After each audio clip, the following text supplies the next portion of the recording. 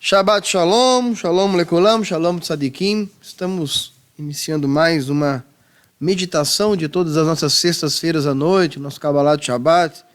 Já pedindo desculpas aí pelo erro antes de começar o serviço de hoje. Estava anunciado às 20h30, no entanto era às 19h30, mas ficou o horário que a gente sempre começa os nossos cursos durante a semana.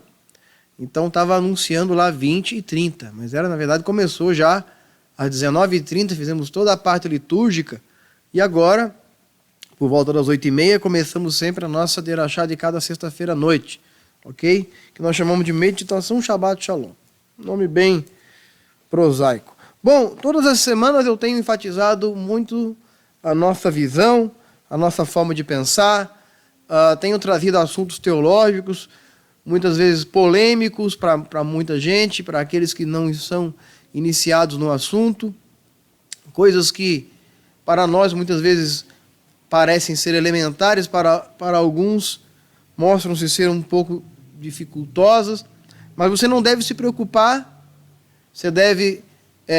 aproxima um pouquinho só, aproxima um pouquinho, está muito teto. Você não deve se preocupar tanto com isso, siga a sua techuvá, siga a sua própria caminhada, sem se preocupar tanto em saber tudo de uma só vez, comendo um pouquinho de cada vez. Tira um pouquinho. Isso, um pouquinho só. Não muito. Isso. Assim tá bom, obrigado. Você sempre seguindo... E nós temos vários vídeos no nosso canal, eu quero orientar você a ver os vídeos, porque ali tem vídeos sobre os mais variados assuntos. Algumas pessoas mandam perguntas para a gente ao longo da semana e nos perguntam sobre esses temas. Eu sugiro que você dê uma olhada no nosso playlist e você veja lá o que nós temos de assuntos disponíveis, os mais variados assuntos, geralmente divididos aí em artes diferentes, aí em Kabbalah, em Shabbat Shalom, em Kolel, ou Shiur de Shabbat, Shiur semanal. Então, você vai achar, muito por título também, dê uma olhada, são quase 80 vídeos já à disposição em nosso canal, e eu sugiro que você os assista e dê uma olhada neles sobre o que eles vêm realmente trazendo. Mas hoje a nossa meditação nada terá a ver com temas teológicos, ou com respeito à nossa visão. A meditação que eu quero trazer hoje para vocês está relacionada à paraxá dessa semana, embora o texto não tenha nada a ver com isso. Ela fala da gratidão e ela fala da nossa dependência de Hashem. E que o tzadik, ele não deve esperar outra coisa senão a provisão divina. Por isso diz que o tzadik viverá pela sua fé. Ou seja, antes de nos preocuparmos se as coisas darão certo ou não, antes de nos preocuparmos se o meu negócio será bem sucedido, devemos nos preocupar quais são os méritos que eu tenho para esperar tal coisa. Existem vários diferentes tipos de mérito, obviamente.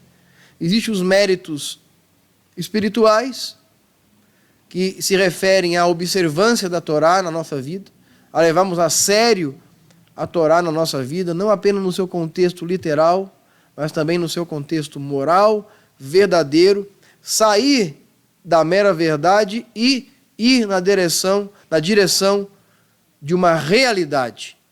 E verdade é uma coisa, realidade é outra. Verdade é o que a gente sabe, realidade é o que a gente é. Os outros méritos são os méritos do esforço, por exemplo. O mérito de ter se esforçado, diz o nosso sábio do Pirkei Avot, o mérito de ter se esforçado.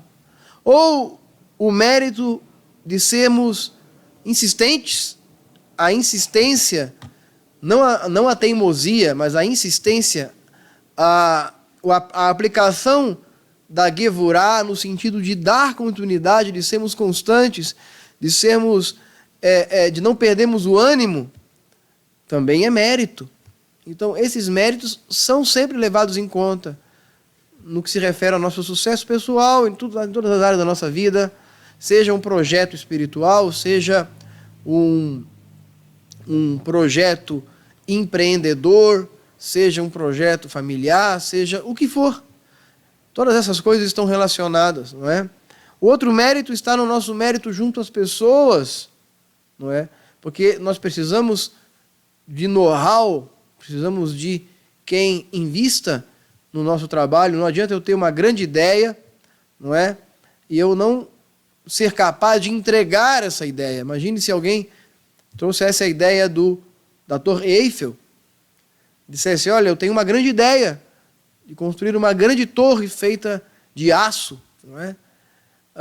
Mas aquela pessoa não tivesse nenhuma credibilidade junto aos seus patrocinadores, aos seus investidores, que colocariam ali seu empenho, naquele caso financeiro, para que ele erguesse aquele monumento gigantesco que até hoje está lá em Paris, na França. Imagina se não houvesse pessoas que confiassem no trabalho daqueles que perfuraram o petróleo desse país e de tantos outros países. Ou seja, é preciso visão, é preciso persistência, é preciso capacidade, é preciso esforço e é preciso confiabilidade.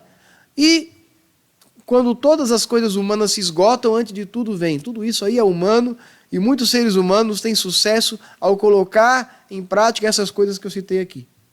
Mas, de fato, quando não somos governados pelo Mazal e somos governados pela senda divina, pelo caminho divino, quando galgamos na direção de alcançar a estatura de um tzadik, talvez nunca alcancemos, mas temos essa como meta, enquanto tivermos uma meta à nossa frente, continuaremos andando naquela direção. Quando deixarmos de acreditar que aquilo seja possível, então desanimaremos e nos desviaremos do caminho. Então, o tzadik viverá por sua fé. Então, nada disso é suficiente se nós não contarmos com os méritos diante de Deus. E os méritos, não apenas os méritos físicos que eu acabei de mencionar, mas os méritos espirituais. E eles são importantes. Há uma tendência das pessoas, uma tendência cristã, uma tendência de outras religiões, de se terceirizar méritos. Os méritos de Mashiach, outros dizem pelos méritos de Abraham, Isaac e Jacob. Tudo isso é verdade. Os méritos dos nossos antepassados, os méritos de Mashiach, todos esses são méritos válidos em nossa vida, mas eles não substituem nossos próprios méritos. Apenas complementam, apenas talvez dão conta daquilo que não podemos alcançar, são levados em conta na hora de somos vistos por Deus como meritórios ou não, não é? Eu comparo os méritos de nossos antepassados e o mérito de Mashiach como os méritos que um determinado empregado de confiança tem numa empresa, numa fábrica, por exemplo, e de repente ele indica um amigo seu para um emprego. E ele recomenda aquele amigo, ele fala, olha, em meu nome, se você puder fazer isso por ele, eu te agradeço. Os méritos dos nossos antepassados, Claro que os nossos antepassados não estão rogando por nós diante de Deus, nem Machia rogando, olha lá, faz isso, faz aquilo, está vendo aquela pessoa ali, dá um jeito. Não, não é nada disso, né? Mas o seu mérito, o seu histórico, aquilo que eles tiveram em vida, isso fala a favor de nós que estamos unidos a Ele em uma só alma. Mas quando nós não fazemos jus a esses méritos deles, e dizemos, olha, nós cremos no Machia, nós seguimos o caminho de Machia, nós somos filhos de Abraham Avino, mas quando nós andamos na contramão dos méritos deles, é como aquele empregado que foi contratado naquela fábrica e acabou queimando aquele que lhe intercedeu por um emprego. Então, é o chamado Hilul Hashem. Nós acabamos envergonhando o nome daqueles sobre quem enfatizamos seus méritos. Então, é melhor não falar deles. É melhor não falar, se não for para fazer realmente jus ao que eles deveriam representar em nossa vida. Não é? Os Bnei Mashiach se concentram em viver uma vida que seja capaz de revelar o Mashiach, não apenas através de uma teologia, mas também através de uma experiência real com a Torá e com Deus e com o mundo. Ok?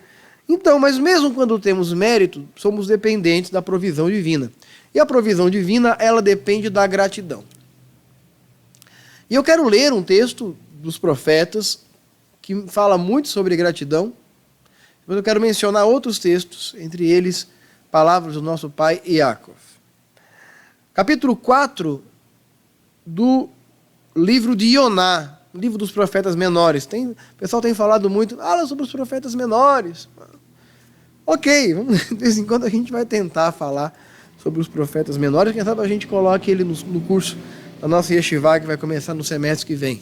Aliás, eu quero avisar que nós já estaremos, a partir da próxima semana, se Deus permitir, transmitindo de nossa nova sede, né, da Kahal Bnei Mashiach, na nossa sinagoga, que já está prontinha para passarmos a rezar nela. E os méritos, nesse caso, não são nossos, são de Hashem.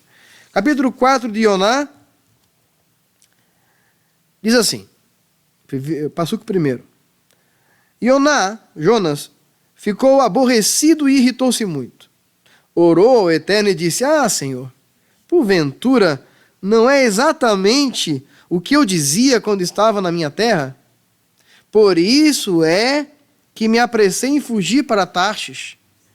Bem sabia que és um Deus clemente, misericordioso, lento na cólera, pleno em benevolência, que volta atrás de sua decisão de fazer o mal. Agora, Eterno, peço-te, retira minha vida. É melhor para mim morrer do que viver. Por que Ioná está falando isso? Ioná estava voltando de Nínive. Hashem mandou que ele fosse a Nínive e pregasse que Nínive se arrependesse. Nínive, para quem não sabe, capital da Assíria, o império que subjugou a parte norte do território de Israel, ou seja, as 10 tribos, foram subjugados pela Assíria, e Nínive era a capital da Assíria. Uma das principais cidades. Também Damasco depois, mas a Síria, Nínive era a grande cidade da Assíria. Nínive era chamada por muitos a grande prostituta. Nínive era uma cidade com uma cultura altamente erotizada, idólatra, voltada para os deuses. Era uma cultura, era uma terra realmente de devassidão. E que oprimia as suas províncias. E, estranhamente, Hashem manda Ioná falar para os ninivitas. Aí você pensa assim, Hashem tem uns negócios difíceis de entender, né?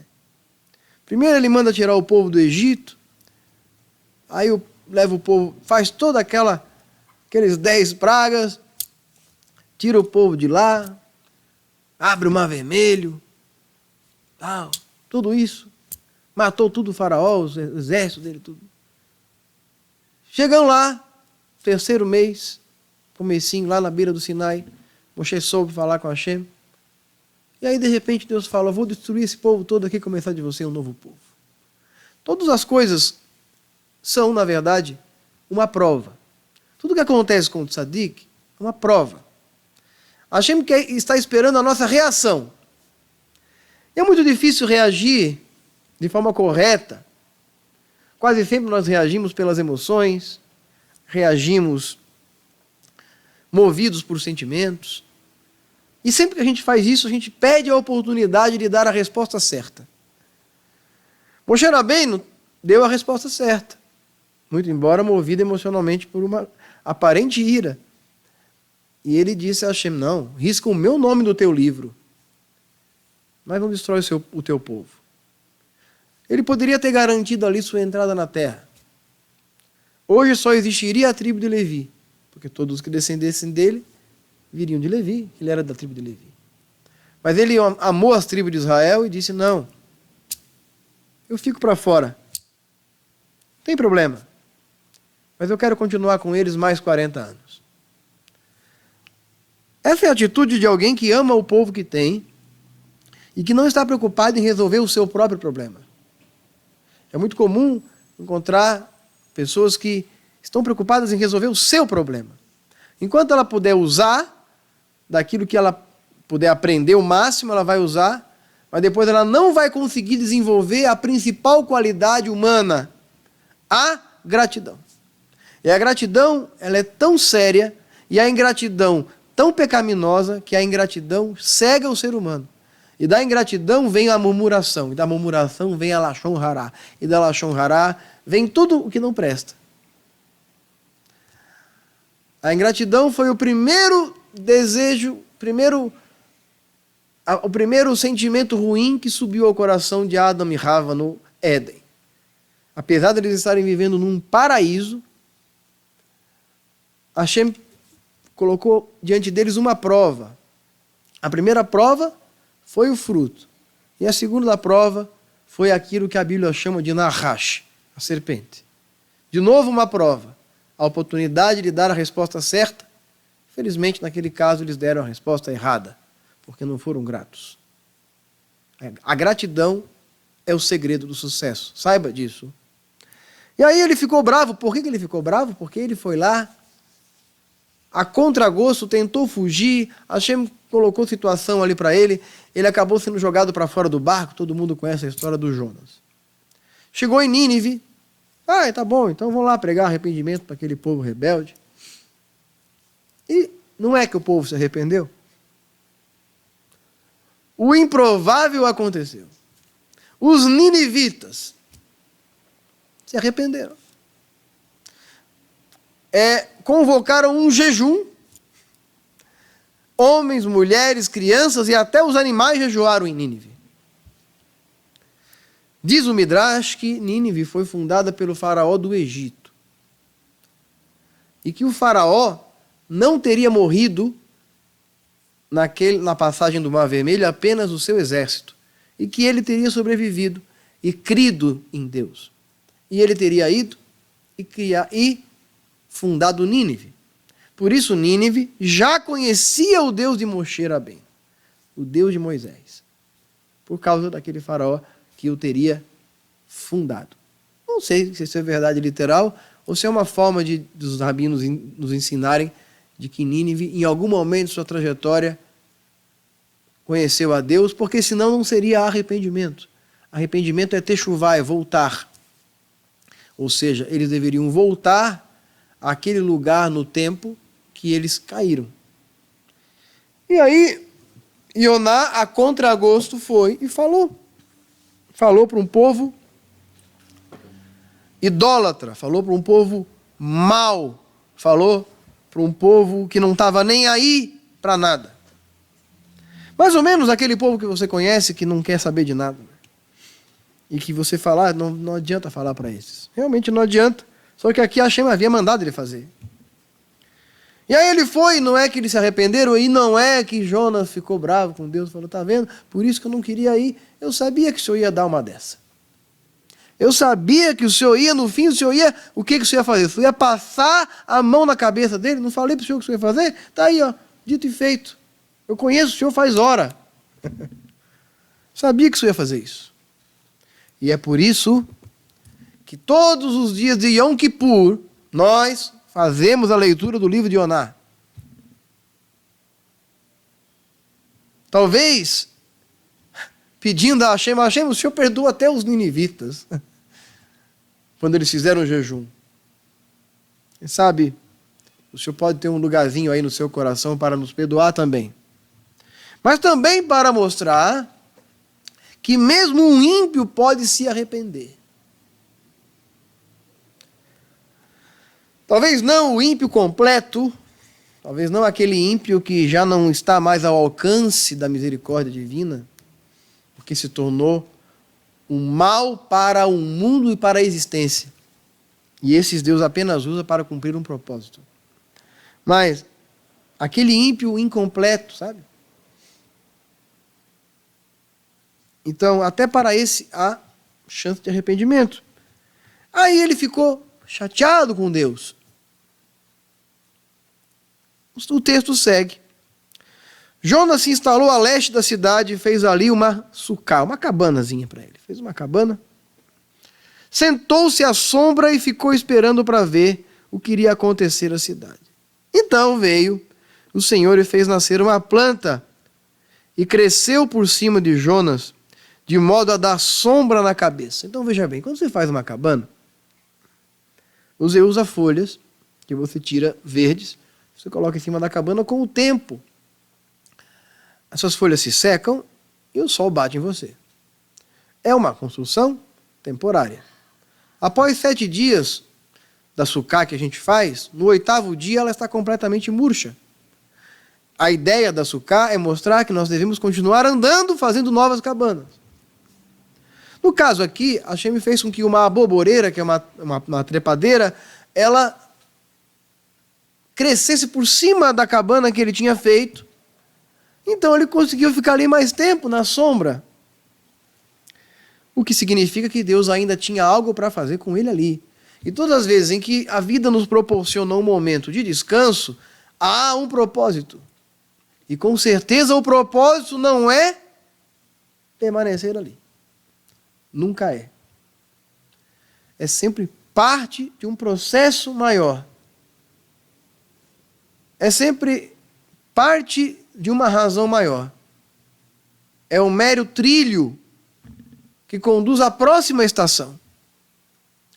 Porque se eu considerar cada momento da minha vida o momento chegado, eu jamais chegarei e alcançarei o plano que realmente a Hashem tem para mim.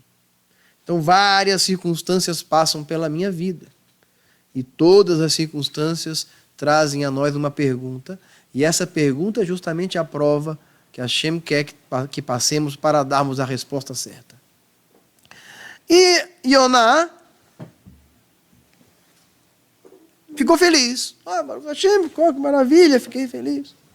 Então, o Senhor fez nascer uma planta que cresceu acima de Jonas, de modo a lhe dar sombra sobre a cabeça. Jonas tinha mérito para isso? Jonas estava reclamando. Mas Jonas tinha ido. Ele era como aquele filho mau que falou, não vou, e no fim foi. Reclamou depois, mas foi, cumpriu o propósito, tinha mérito. Cumpriu o propósito. E mesmo ele reclamando, falando, o Senhor não tem jeito mesmo, não quero mais falar contigo, Belém, não quero mais, estou de mal. Ele falou, não, mas vai dormir, Jonas, vai dormir, vai esfriar sua cabeça. Jonas foi lá, esfriou a cabeça dele, construiu uma cabaninha, Deus fez crescer uma aboboreira por cima da cabeça do Jonas. Ok.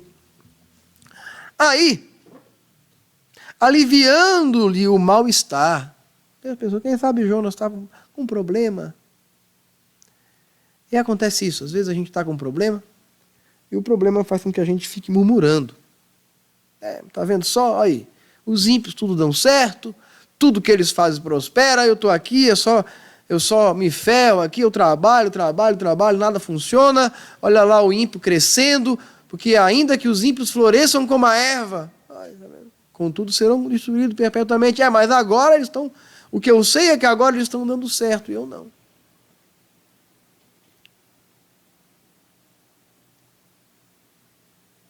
E aí Hashem vai lá e considera aquele momento, e ainda assim ele dá um pouquinho d'água, e ele falou, quem sabe agora ele vai ser grato.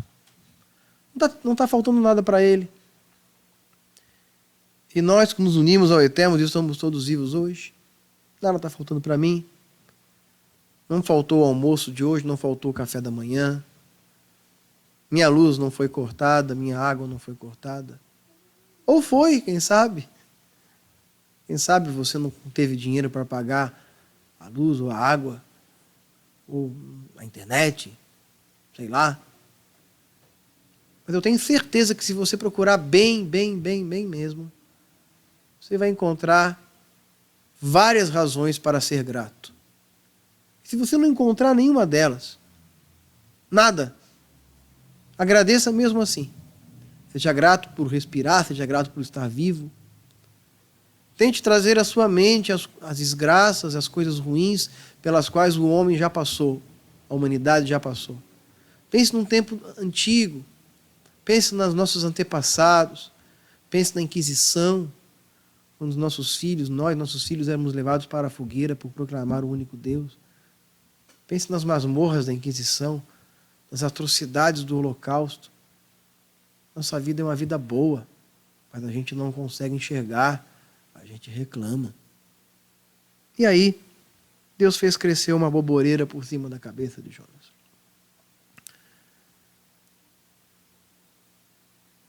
E essa planta deu muita alegria a Jonas. Jonas ficou alegre. Baruch Hashem, ficou alegre. Não fala que Jonas agradeceu, mas ele ficou alegre. E no fim, o objetivo de Hashem para conosco, para com seus filhos, é que eles fiquem alegres. Alegre-se. Alegre-se. Dê um jeito de se alegrar. Quem está triste, canta uma canção. Como diz Neemias, beba uma bebida forte, coma carnes gordas, faça uma festa, abra uma garrafa de vinho, tome com sua família, vamos com seus amigos. Com santidade, com parcimônia, mas fica alegre. Fica alegre. Conta histórias felizes. E aí, no dia seguinte,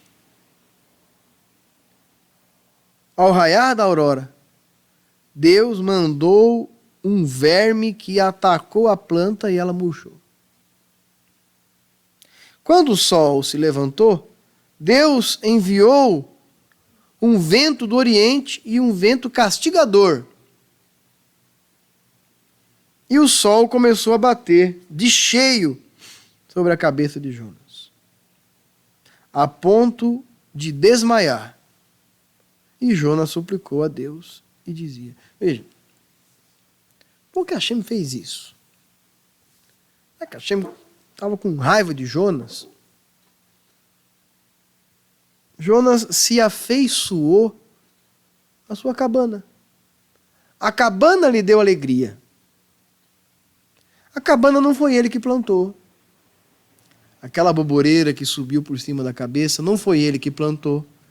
Não foi ele que no começo de todas as coisas falou, faça-se as aboboreiras que dê semente de acordo com sua espécie. Foi ele que fez. Não foi ele sequer que plantou a sementinha daquela boboreira ali. A boboreira só cresceu. Ele não fez nada. Elevar a nossa alma, elevar a nossa situação acima da nossa alma adâmica, de nossa alma animal, é poder perceber o homem a partir da visão do Hesed. E quando nós rezamos dizendo, faz com que minha alma fique calma na presença dos malévolos, em todas as ocasiões seja ela humilde como pó, como é difícil cumprir isso aí. Como é difícil fazer com que essa verdade torne-se uma realidade. Como é difícil fazer com que eu realmente fique calmo na presença dos malévolos, em todas as ocasiões eu seja humilde como pó. A quase maioria das vezes, meu ímpeto é de revidar, de responder, ou até mesmo de se defender. Paraxá dessa semana cita que Moshe Rabbeinu era o homem mais manso da terra. Mas por que a Paraxá cita isso? Porque ele não reagiu diante das difamações. Ele não reagiu diante das injúrias. Ele não reagiu diante das afrontas. Ele simplesmente continuou andando. Continuou fazendo o seu propósito. E quando você entende qual é o propósito da sua existência, tudo passa a fazer sentido. Nada é difícil de entender quando você sabe o motivo da sua existência, conhece sua missão nesse mundo, e não há um único ser humano na Terra que não tenha um propósito. Não ignores coisa alguma, diz os nossos sábios no Pirkei Avot, não ignores coisa alguma, porque não há ninguém que não tenha seu valor e nada que não tenha o seu lugar. Quarto capítulo do tratado do Pirkei Avot, do Talmud, vai falar o quê?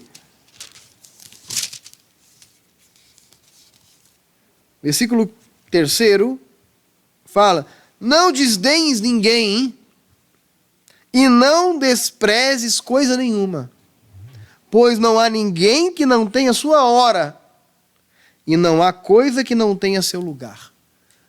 Todas as pessoas da nossa vida passam por nós para cumprir um propósito. Veja, todas. Não é algumas. Todas.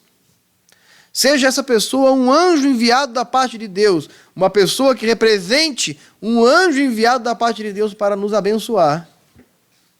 Como aquele homem que passou, naquele caso era um anjo de verdade, que foi na forma de um homem visitar Avraham Avinu, e ele foi levar uma boa notícia, né? Presta atenção numa coisa, sempre uma boa notícia vem precedida de uma prova. Sempre. Avraham Avinu recebeu 3 homens no dia de sua recuperação de sua Brit Milá, sua mulher dentro de casa, falou, vai matar um cordeiro para servir para esses homens aqui. Matar um cordeiro. Coisa que dá trabalho, era muito caro, ele não conhecia aqueles homens. E ele falou, viu-se tratar de homens enviados por Deus, porque para a cabeça de um tzadik, cabeça de Avraham Avinu, tudo vem da parte de Deus. Tudo. Para Moshe Rabbeinu, acredite você ou não, até Korah, Datan e Aviram vieram da parte de Deus contra ele, para cumprir um propósito na vida de Moshe Rabbeinu. Todos vieram. Todos. Saul teve um propósito na vida de Davi Amelech. Teve. Tanto quanto Davi Amelech teve um propósito na vida de Saul. Eli teve um propósito na vida de Shemuel. E Shemuel teve um propósito na vida de Eli. Golias teve um propósito na vida de Davi. Todos têm um propósito na nossa vida. Todos. Então não despreze ninguém. Uma pessoa vem pedir para você ajuda quando você menos tem. Na hora que você mais precisa de ajuda, é quando aparece alguém. Para quê? Para pedir ajuda para você. E parece que você pediu pizza de 4 queijos e alguém mandou para você comida chinesa. Você está pedindo para Hashem te ajudar? E ele veio e trouxe um outro problema para você ajudar uma outra pessoa.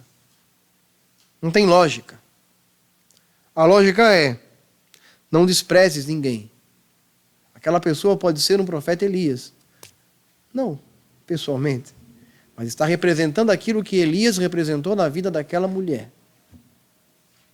Ah, aquela viúva. Ela não tinha nada, ela era uma miserável. Mas ela soube praticar a tzedaká. E não há forma de gratidão mais básica e mais prática, mais contundente, mais verdadeira do que a tzedaká. Quem diz ser grato e não pratica tzedaká é mentiroso. Gratidão não é algo que se diz. Gratidão é algo que se pratica, que se devolve, no mínimo, na mesma proporção que lhe foi agraciado. A gratidão, ela se consubstancia, entre outras coisas, através da tzedaká. Você é grato? Você é grato? Você é grato? Eu sou grato? Quantas coisas têm acontecido de boa na sua vida? Apesar de todas as dificuldades, será que não há motivos para que você se alegre? Para que você seja grato? Seja grato. Seja grato. E consubstancie sua gratidão com atitudes. Atitudes de gratidão. E não desprezes ninguém. Ioná, em algum momento, desprezou os ninivitas. E quando nós fazemos isso, nós estamos nos usando como referência para o julgamento de outras pessoas. E por isso, a Mishnah seguinte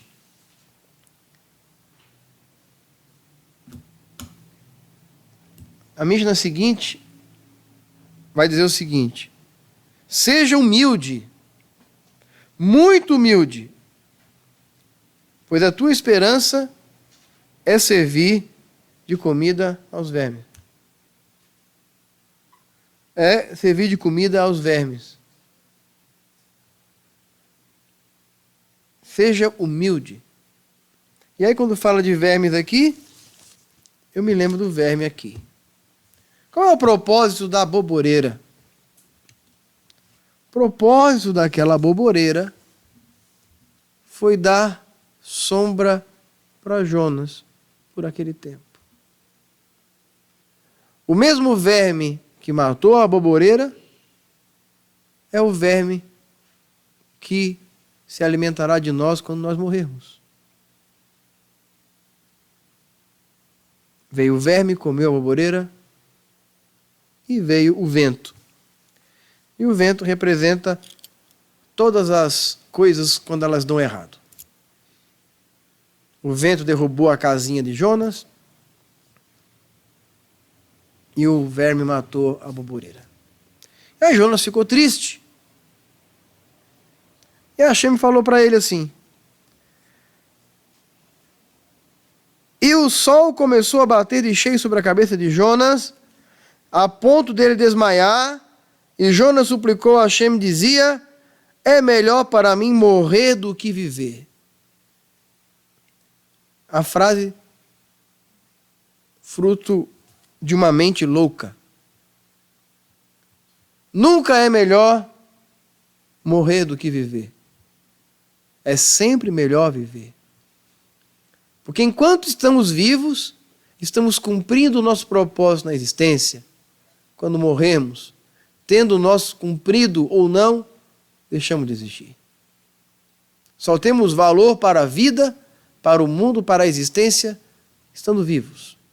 Quando morremos, nosso propósito acaba. Melhor morrer do que viver. Por causa de uma cabana? Jonas havia passado 3 dias no ventre do peixe, havia sofrido um naufrágio, havia sido jogado para fora de um barco, havia passado pelo vexame de ter que falar a Nínive e ver aquele povo se arrepender. ele teve seu ego afrontado, massacrado. Jonas foi um dos homens mais provados por Hashem na Bíblia. Junto com ele eu colocaria Moshe Rabbeinu, junto a ele, com ele colocaria Avraham Avinu, porque ele foi provado em todo, ele foi provado na sua teimosia, ele foi provado no seu ressentimento, ele foi provado na sua humilhação, ele foi expulso do barco, ele passou 3 dias no ventre do peixe. E agora, quando as coisas estão bem, novamente vem a dificuldade. E a paraxá de hoje, inclusive, ela vai falar sobre as codornizes. O evento das codornizes é um dos maiores exemplos de ingratidão que a Torá menciona. É dito que a presença de Hashem estava com eles o tempo todo. Uma nuvem os protegia de noite, fazia sombra, assim como fazia para Jonas. De dia. E de noite, ela se transformava num redemoinho de fogo que ia até as nuvens e que os aquecia. Eles não passavam frio e eles não passavam calor. Mas quando nos acostumamos com o que é bom, perdemos a capacidade de sermos agradecidos. E é por isso que às vezes Hashem permite que nós entremos em bancarrota, é por isso que Ele permite que sejamos afrontados, é por isso que Ele permite que nos sintamos derrotados, para que mantenhamos nossa relação com Ele baseada na gratidão. Porque quando paramos, nos tornamos ingratos, e quando nos tornamos ingratos, murmuramos. Quando murmuramos, colocamos a culpa nas outras pessoas, nos tornamos pessoas horríveis. Pessoas mesquinhas, e pessoas mesquinhas envenenam o mundo. Então, até mesmo as dificuldades, elas cumprem um propósito. Porque eu sempre digo, não há nada que esteja tão ruim que não possa piorar. Então, seja grato pelo agora. Porque amanhã você poderá sentir saudade do agora.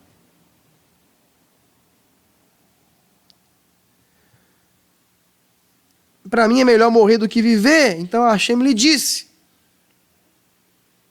acaso não tens razão para te irritares por causa dessa planta? Jonas respondeu: sim, eu tenho razão para me irritar até a morte. Porque afinal de contas, eu fiz, ele achou, eu cumpri meu propósito, eu fiz o que o Senhor mandou, eu já passei por tanta coisa e veio mais essa. O que faltou a Jonas? Faltou a ele misericórdia pelos transgressores e gratidão. Então, disse o Eterno a ele: Tu tens dó de uma planta que não te deu nenhum trabalho. Não foi você que plantou, não foi você que criou essa planta. Pelo qual não fizeste o mínimo de esforço. E nem fizeste crescer. Filha de uma noite, com uma noite desapareceu. E eu não teria piedade de Nínive, grande cidade com mais de 120 mil seres humanos, que não sabem sequer distinguir a mão direita da esquerda, sem contar o gado. Nínive teve mérito. Há momentos em que um rachá alcança mais mérito do que um tzadik. Que coisa terrível, que coisa estranha. Sim, os sábios ensinam isso. Por quê? Porque quando um ímpio comete uma boa ação, ele está agindo na contramão de toda a sua natureza. Quando um ímpio pratica uma boa ação, Hashem olha para aquele ímpio e por um minuto sequer, aquele ímpio é visto como um tzadik diante de Hashem. Um ato de misericórdia, um ato de tzedakah, uma pequena mudança, um pequeno arrependimento, é suficiente para que o plano de Hashem mude para com aquele ímpio naquele momento.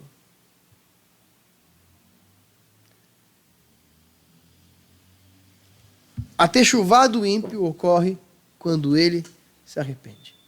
Mas o tzadik, que já está num nível muito mais elevado do que ele,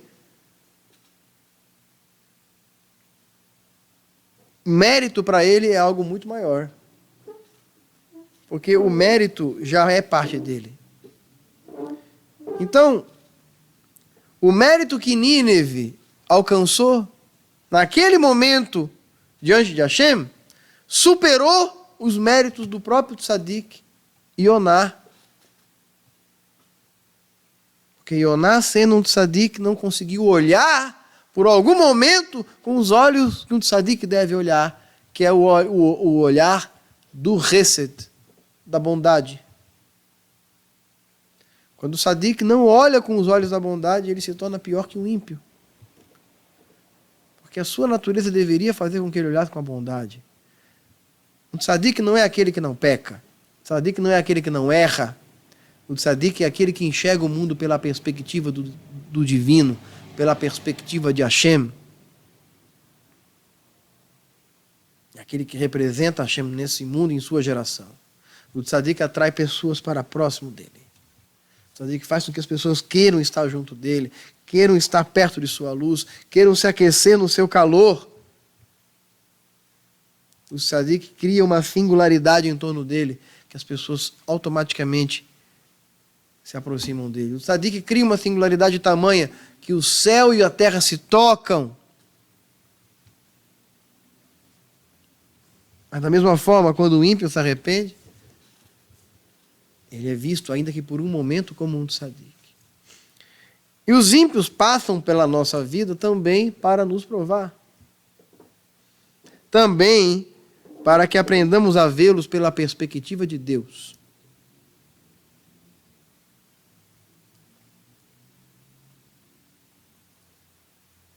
Jonas não conseguiu ver os ninivitas baseado na cultura que eles foram criados.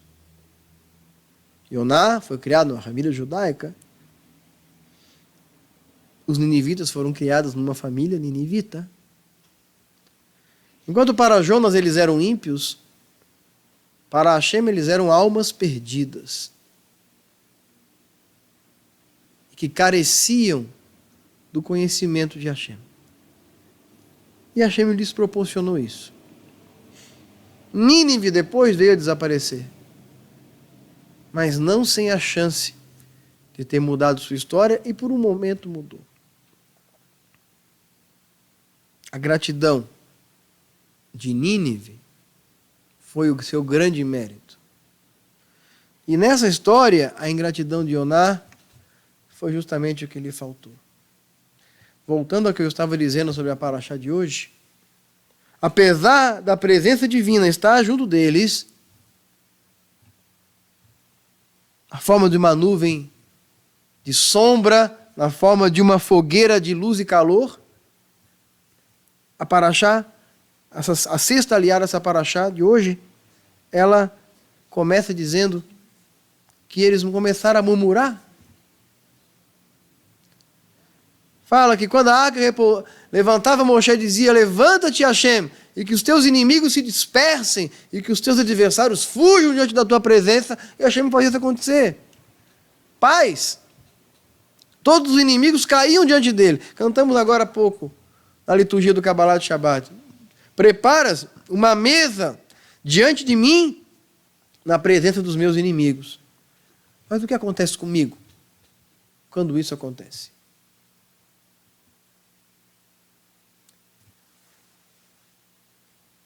Porque fala que quando o teu inimigo cair, não te alegres, para que Hashem não mude o seu juízo contra ele. Até a queda dos nossos inimigos tem um efeito tem um propósito e ela suscita uma pergunta feita pela vida, pela circunstância, por Deus. E dependendo da resposta que daremos diante da circunstância, assinalaremos a nossa sorte ou o nosso revés. E eles murmuraram, eles reclamaram. Por que reclamaram? Porque nós sempre reclamamos quando está tudo bem. Porque depois de eu ter um carro novo, 6 meses depois, 1 ano depois, 2 anos depois, 3 anos depois, eu penso, puxa, eu queria ter um carro melhor. Seu carro anda, seu carro atende, seu carro cumpre o propósito, mas eu quero ter um carro melhor porque a minha vaidade diz que eu preciso ter um carro melhor. É a minha falta de gratidão a Hashem. E quando eu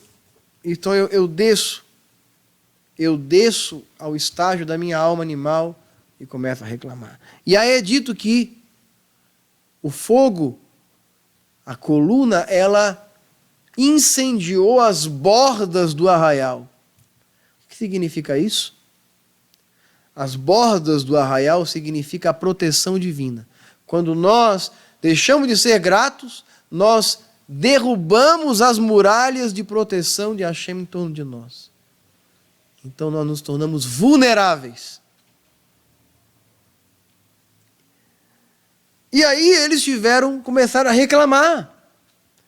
E como não tinha nenhum motivo para reclamar, não faltava pão, não estavam em guerra, Hashem ia com eles onde quer que fosse, eles lembraram de uma coisa que eles não tinham. Eles não tinham carne.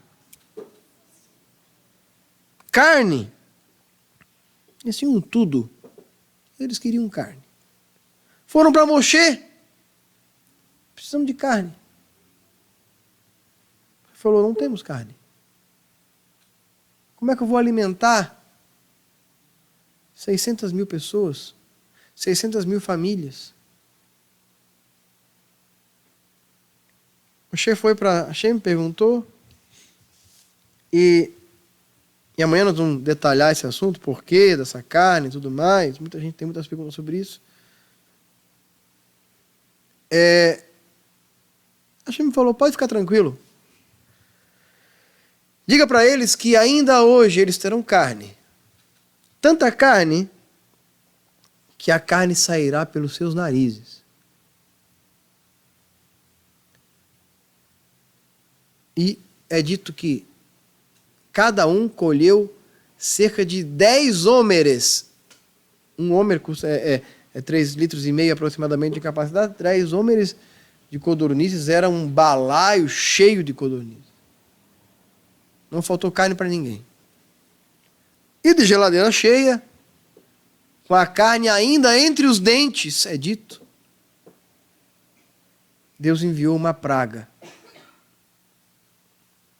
para mostrar que também a riqueza, também a fartura, não nos imuniza do juízo. Tanta verdade que, por mais rico que alguém possa ser, existe um momento em que seu dinheiro não vale mais para nada. Seu dinheiro não vale para nada. Seus bens, seu patrimônio, seu dinheiro, é para cumprir um propósito nesse mundo. E você precisa cumprir um propósito nesse mundo. Aí, tiveram carne. E aí, quando a gente termina o assunto, o que a gente faz? Lashon Hará. E aí eles encontraram em Moshe um motivo para reclamar. Miriam e Aharon, seus melhores amigos e seus irmãos de sangue, começaram a falar de Moshe, que ele havia arrumado uma segunda esposa, uma mulher cuxita, isso e aquilo outro. E Hashem acometeu Miriam com aquela lepra. E ali é que cita que Moshe era o homem mais manso da terra. Eu não vou falar sobre isso hoje, sobre Miriam. Apenas dizer, Moshe era manso da terra, era o mais manso da terra. Como a gente começou, a gente está terminando. Porque ele não reclamou. Porque ele não abriu sua boca. Porque ele não pediu a Deus, Deus, pune aquela mulher que está falando mal de mim. Ele não pediu para Deus punir ninguém. Ele calou sua boca. E é essa a nossa dificuldade, de nos mantermos em silêncio. Por isso, mais uma vez, eu quero enfatizar a prece da Amidá. Está bem no finalzinho da Amidá. Ela fala assim: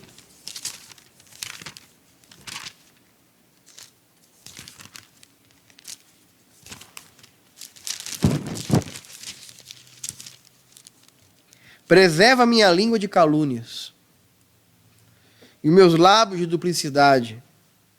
Faz com que a minha alma fique calma na presença dos malévolos e todas as ocasiões seja ela humilde como pó.